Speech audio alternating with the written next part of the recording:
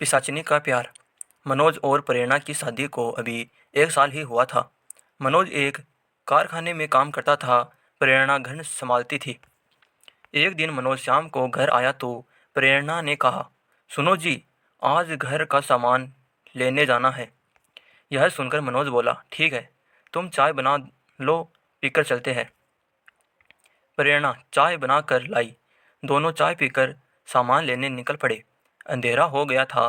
मनोज प्रेरणा को साइकिल पर बैठाकर बाजार में पहुंच जाता है। सारा सामान खरीद कर दोनों वापस चल देते हैं। अभी कुछ ही दूर गए थे कि साइकिल का टायर पंचर हो जाता है।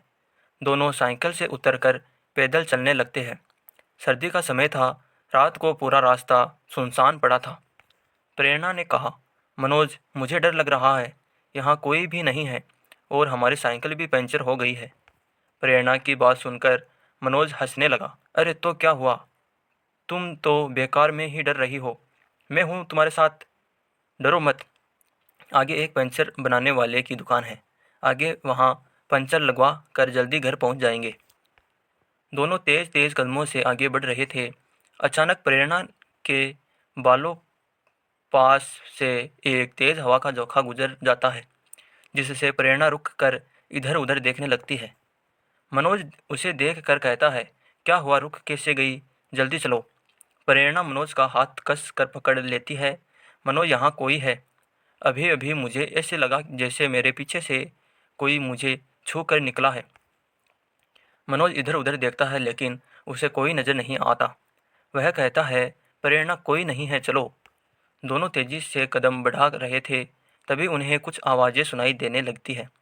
ये आवाज़ें साइड में खड़े पेड़ों के पीछे से आ रही थी। इस बार मनोज भी थोड़ा डर जाता है। तभी अचानक लाइट चली जाती है।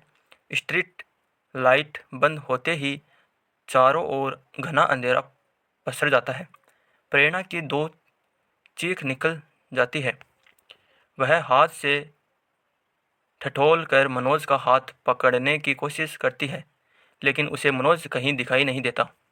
प्रेरणा वहीं रुककर अंधेरे में मनोज को देखने की कोशिश करती है। प्रेरणा बुरी तरह डर जाती है। वह 2 कदम आगे बढ़ाती है, लेकिन यह क्या, वह किसी चीज़ से टकरा कर गिर जाती है। गिरते ही प्रेरणा की कोहनी से खून निकलने लगता है। इसकी परवाह करे बगैर वह मनोज मनोज चिल्ला रही थी। वह उस चीज़ को जिससे वह टकराकर गिरी थी टटोलती है। अरे यह क्या, यहाँ तो मनोज की साइकिल गिरी पड़ी पड़ी थी। प्रेरणा बहुत घबरा जाती है। वह उठकर खड़ी हो जाती है। मनोज, कहाँ हो तुम? मेरे पास आओ, मुझे बहुत डर लग रहा है। लेकिन मनोज की ओर से कोई जवाब नहीं आता। कुछ ही देर में लाइट वापस आ जाती है। तेज रोशनी में प्रेरणा देखती है कि उसके पास ही साइकिल गिरी पड़ी थी। साइकिल पर टंगे हुए दोनों थैले भी गिर गए थे। कुछ सामान इधर उधर बिखर गया था। मनोज का कहीं अता पता नहीं था। प्रेरणा मनोज को पुकारती हुई चारों ओर बेतहाशा भाग रही थी। मनोज, मनोज, कहाँ हो तुम? मुझे बहुत डर लग रहा है। लेकिन सब बेकार। वह सड़क के किनारे बैठ कर रोने लगी। वह नीचे सिर झुकाए बैठी थी। तभी किसी ने उसके कंधे पर हाथ रखा। प्रेरणा ने पलट कर देखा। उसके बराबर में मनोज खड़ा था। मनोज, तुम कहाँ चले गए थे? मैं कब से तुम्हें पुकार रही हूँ। जानते हो मैं कितना परेशान हो गई थी। प्रेरणा खड़ी हुई और मनोज से लिपट गई, लेकिन मनोज ने कोई जवाब नहीं दिया।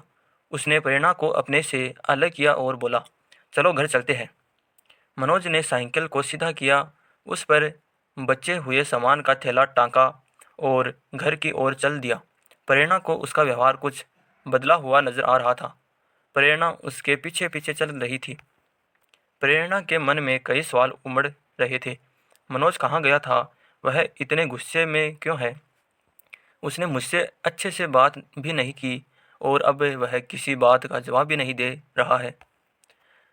रास्ते में प्रेरणा ने कई बार मनोज से सवाल किए, लेकिन मनोज चुपचाप सिर झुकाए चल रहा था, जैसे उसे प्रेरणा से कोई मतलब नहीं था। मनोज के इस व्यवहार से प्रेरणा बहुत परेशान हो गई थी। घर पहुंचकर प्रेरणा किचन में खाना बनाने चली गई।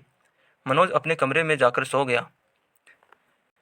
प्रेरणा उसके लिए खाना बनाकर लाई, लेकिन उसने दरवाज़ा नहीं खोला। काफ़ी आवाज़ देने पर भी जब वह नहीं जगा तो प्रेरणा बाहर ही एक चादर बिछाकर सो गई। सुबह प्रेरणा ने मनोज से बात करने की कोशिश की तो वह गुस्से में बोला, मैं तुझसे नफरत करता हूँ, दूर रह मुझसे। मनोज की आंखें लाल अंगारे की तरह दहक रही थी। प्रेरणा बहुत डर गई।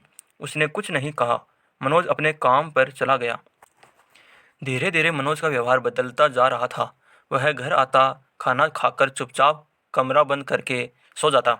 एक दिन प्रेरणा ने कमरे में बने छोटे से रोशनदान से अंदर देखा तो मनोज दीवार की ओर मुँह करके खड़ा किसी से बात कर रहा था और हंस रहा था। प्रेरणा को कुछ समझ नहीं आया तो वह जोर जोर से दरवाज़ा पीटने लगी। काफ़ी देर बाद मनोज ने दरवाज़ा खोला और गुस्से में बोला, क्या है, सो जा जाकर। प्रेरणा को भी गुस्सा आ गया। तुम किससे हंस हंस कर बातें कर रहे थे? तभी मनोज की आंखें लाल हो गई। वह गुस्से में बोला, लेकिन उसकी आवाज़ में एक लड़की की आवाज़ शामिल थी। यह मुझसे बात कर रहा था, क्या करेगी? अब ये तेरा नहीं है, इसे मैंने अपने वश में कर लिया है। अपनी जान बचाना चाहती है तो भूल जा इसे और कहीं और चली जा।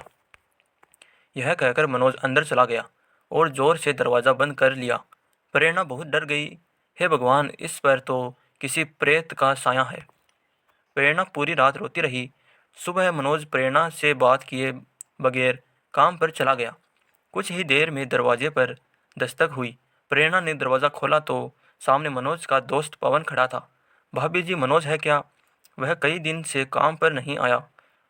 मालिक ने मुझे पता करने भेजा है।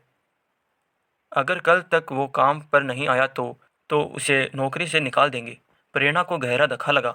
उसने कहा, भैया वो कहीं गए हुए हैं। मैं शाम को उनसे बात करूंगी। कल उन्हें काम पर ज़रूर भेज दूंगी। पवन के जाने के बाद प्रेरणा घर से निकली। वह एक तांत्रिक को जानती थी। वह उसके पास पहुंच गई। उसने तांत्रिक को सारी बात बताई। तांत्रिक बोला, बेटी उसे किसी तरह मेरे पास ला। वैसे तो यह काम मुश्किल है, लेकिन फिर भी तू कोशिश कर। अगर वह न आया तो उसका कोई कपड़ा ले आना। मैं उससे ही उस प्रेतात्मा को बुलाऊंगा। शाम को प्रेरणा ने मनोज के आते ही उसे रोका और बात करने बैठ गई। मनोज, मुझे मालूम है तुम मुझसे नफरत करते हो, लेकिन तुम काम पर भी नहीं जा रहे हो। अगर तुम कल तक काम पर नहीं गए तो तुम्हारी नौकरी चली जाएगी। मनोज गुस्से में बोला, मैं वो 2 टके की नौकरी नहीं करूँगा। वैसे भी मैं अब कोई काम नहीं करूँगा। प्रेरणा ने प्यार से मनोज को कहा, अच्छा मत करना, बस मेरी एक बात मान लो। कल मेरे साथ चलना, मैं तुम्हें किसी से मिलवाना चाहती हूँ। मनोज ने कहा, मैं तेरे साथ कहीं नहीं जाने वाला। तेरा मेरा रास्ता अलग अलग है। यह कहकर वह अपने कमरे में चला गया और दरवाज़ा बंद करके बैठ गया। अगले दिन प्रेरणा मनोज की कमीज लेकर तांत्रिक के पास गई। तांत्रिक ने तंत्र मंत्र करना शुरू किया। कुछ ही देर में मनोज वहाँ गुस्से में आया और लड़की की आवाज़ में बोला, तूने मुझे यहाँ बुलाया है। तू और इस तांत्रिक दोनों को मैं मार दूंगी। यह देखकर प्रेरणा रोने लगी। उसे बहुत डर लग रहा था। तांत्रिक ने कुछ और मंत्र पढ़कर एक बोतल से पानी लेकर मनोज पर फेंका। पानी पड़ते ही मनोज अपनी आवाज़ में चिल्लाने लगा, प्रेरणा, मैं मर जाऊंगा, मुझे बचा लो, यह तांत्रिक मुझे मार देगा। प्रेरणा बोली, बाबा इन्हें छोड़ दो, इन्हें बहुत तकलीफ हो रही है। तांत्रिक ने हंसते हुए कहा, चिंता मत कर, ये सब उसकी चाल है। चुपचाप बैठ, देख मैं क्या करता हूँ।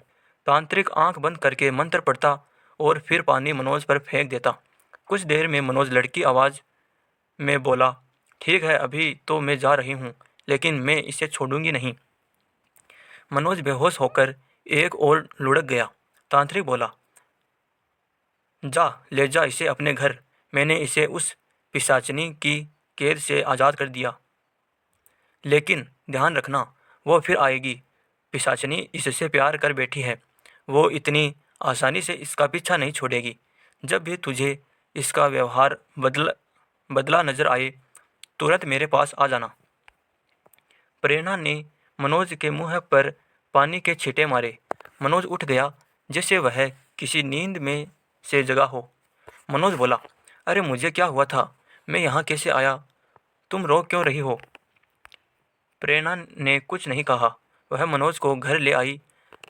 अगले दिन मनोज काम पर भी पहुंच गया। सब कुछ पहले जैसा चल रहा था, लेकिन प्रेरणा अब हमेशा डरी रहती थी कि क्या वो पिशाचिनी फिर आएगी। क्या हुआ मनोज के साथ? क्या तांत्रिक की बात सच हो पाई कि पिशाचिनी इससे प्यार कर बैठी है? जानेंगे अगले भाग में।